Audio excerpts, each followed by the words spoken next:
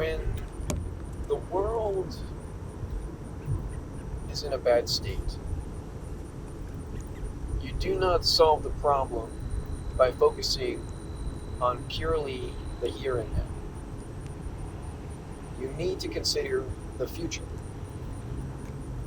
And the future relies on the younger generation. Because of that, the most important people to protect and nurture is the younger generation. Because the older generation are set in their ways and they're only going to be here for so much longer. You know, the old guard is falling away.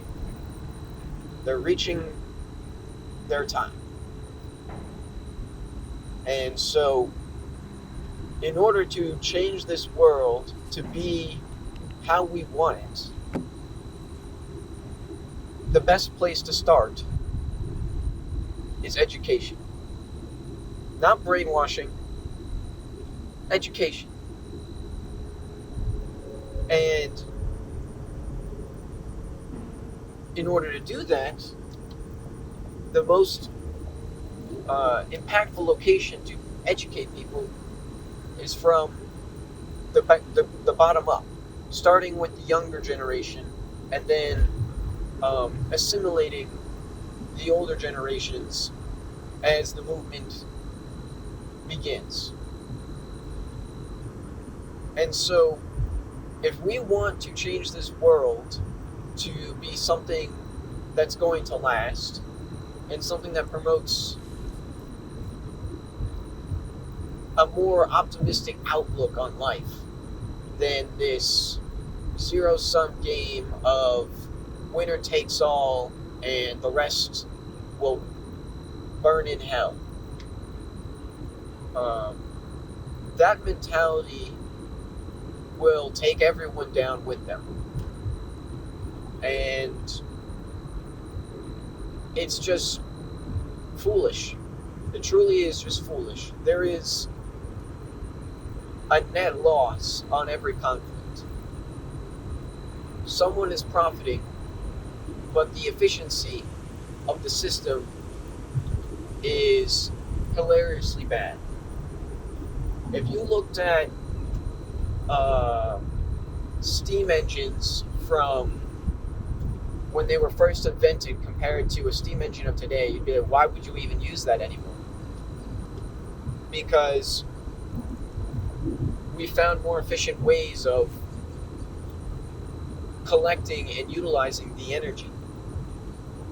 We've optimized the system. We need to optimize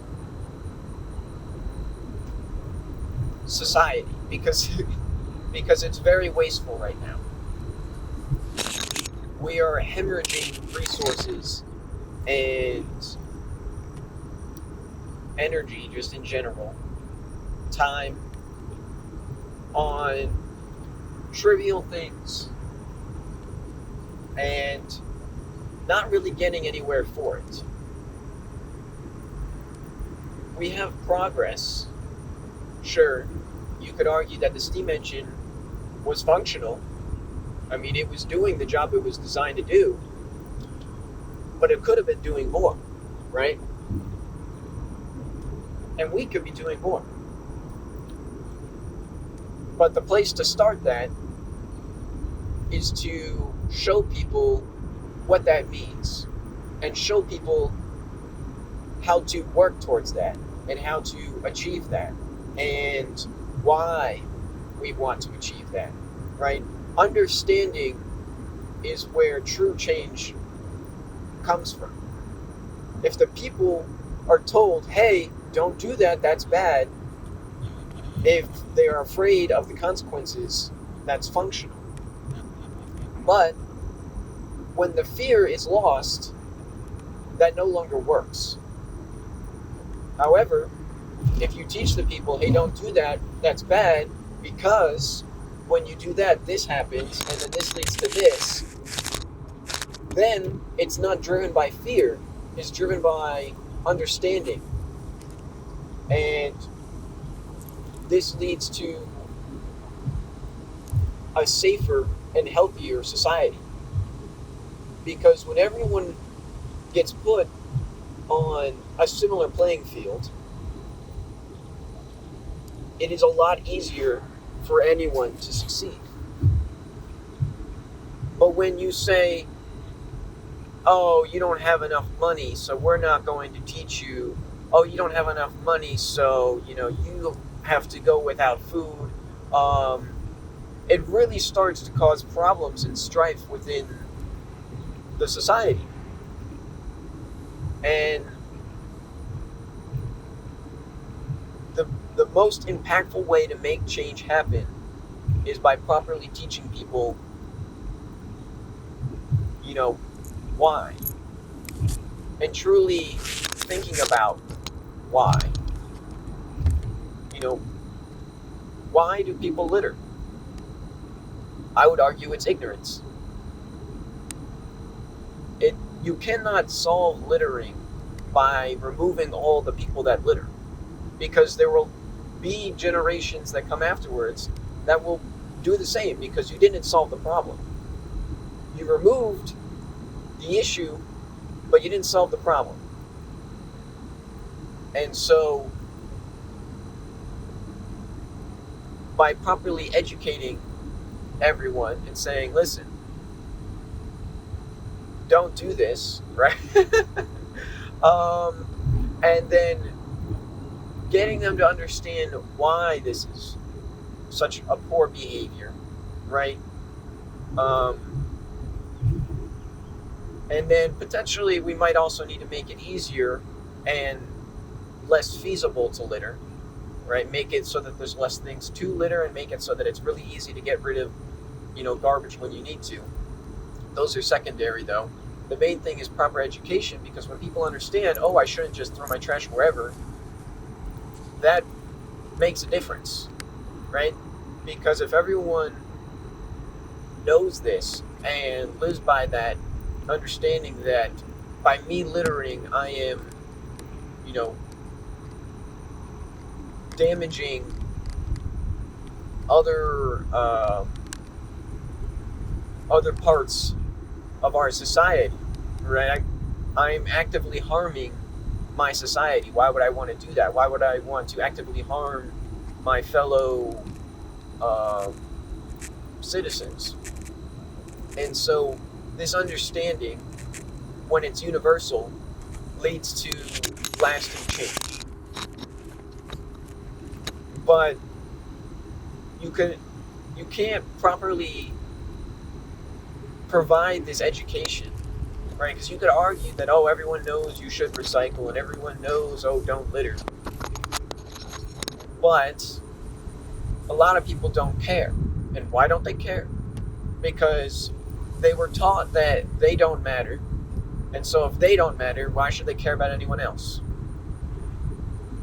And when that's the mentality of the society, it cannot last, right? There's the famous quote, I'm forgetting it now. A house divided against itself cannot stand. So if you imagine, this is usually used in the sense of political parties, but we can atomize this to even smaller. If every single person in the country is focused on themselves and out for themselves and pitting themselves against everyone else in the country, how can that survive? How can it be a zero-sum game that all I care about is making myself rich and everyone else be damned? If that's the mentality of the entire country and everyone is just out for themselves, you're going to eat your country alive. You're going to eat your society alive. You're going to eat the world alive. Right? It's cannibalism. It's cannibalism. When all you care about is your own self, because that's what you were taught to do, because you're in a survival situation, basically. Everyone's just trying to survive. That's a problem. And so, teaching people that, hey, like, this is a problem. When the entire society is built on this mentality, you do not solve it by just saying, hey, I don't like this, right?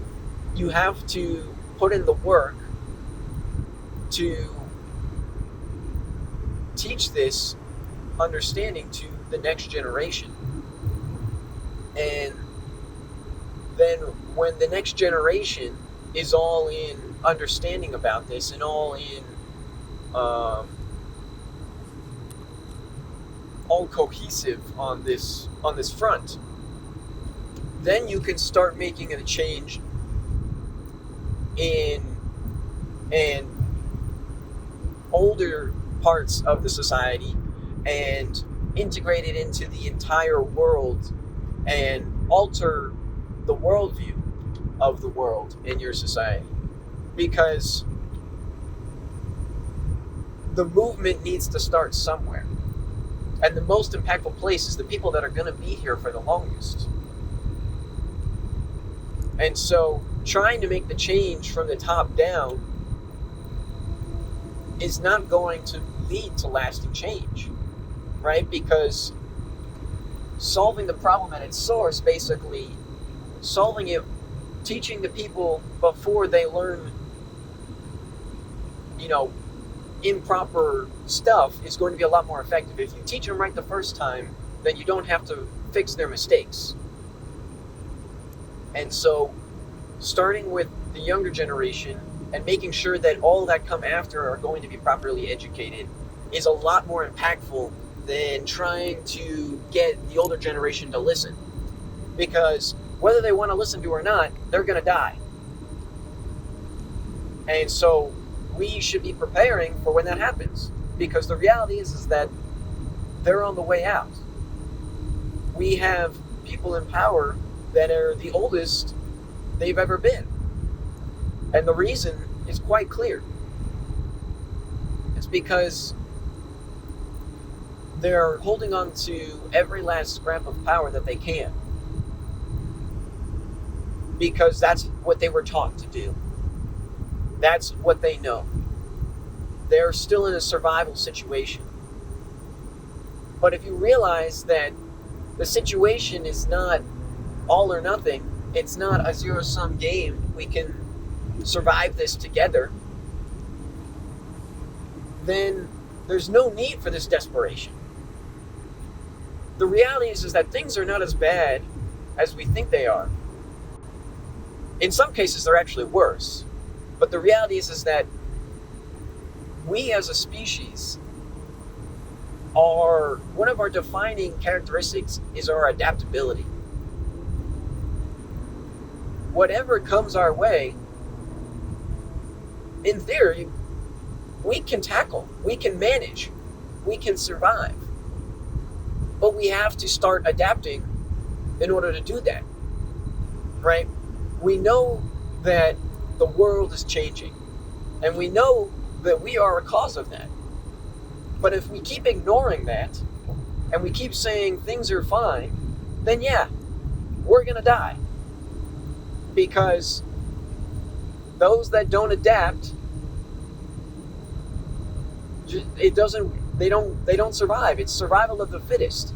And if you're not fit enough to adapt, then you're just not gonna make it.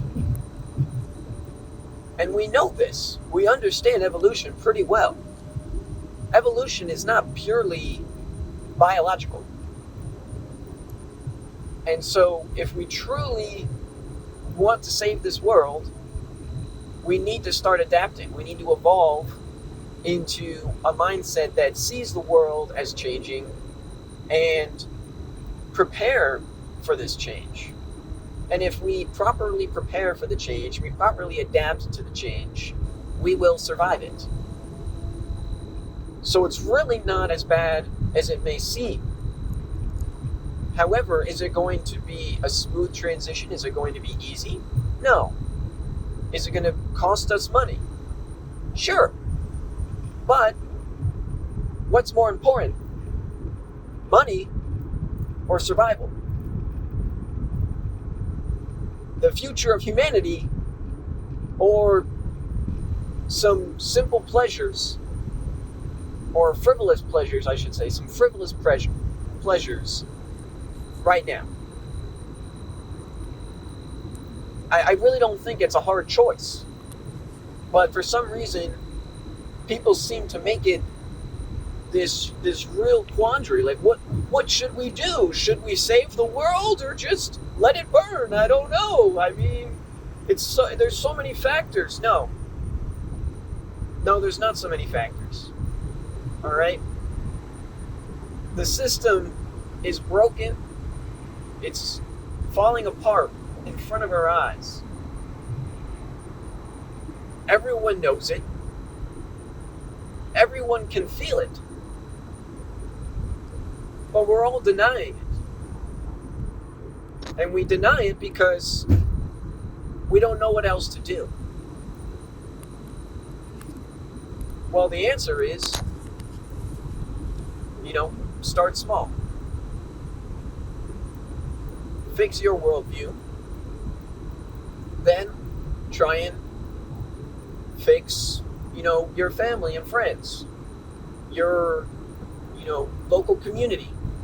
If everyone tries to do that, starting now, if everyone decides we are going to save this world, and they truly believe they can, because we can, it's not as hard as we think it is. It's not as complicated as we think it is. Everyone thinks it's beyond their reach. But the reality is if you just focus on changing your immediate surroundings, and everyone does that, all of a sudden the entire world will be fixed. That's the power of cohesion. That's the power of working together. Many hands makes light work. If you do the work that affects you, that impacts you, if you focus on that, not necessarily I'm not saying focus on only you. I'm saying focus on your immediate area, right? I'm not saying that, everyone else be damned. No, this is focus on you and your area for the betterment of you and your area. And if you do that, then everyone will benefit. And then you can then combine your efforts with other people that are doing this, and then combine your efforts with other people that are doing this, and eventually we'll be a united front on this. And when we're a united front on this, how can you lose? And so unification and this understanding that we need to stop squabbling over, minutia, and actually start acting, actually start trying to change the things we're complaining about, realizing that we can change the things we're complaining about, realizing that the power was always ours to begin with, then we win. It's simple as that. If we want the world to be a certain way, we can make it so. The only thing stopping us is ourselves. There is no power that can stop a movement if it truly unifies, if it truly works together, if it truly understands that the most important thing is that we work together and we lift up the people that will come after, then who can tell us no? Right? We're not out here trying to burn down anything. We're here to do renovation work. And we brought the scaffolding.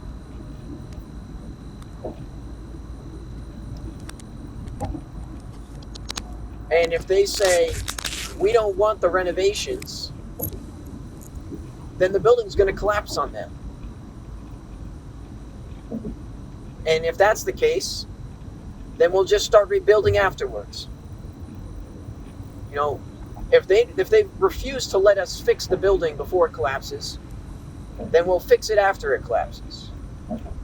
It's simple as that. Anyway, peace out.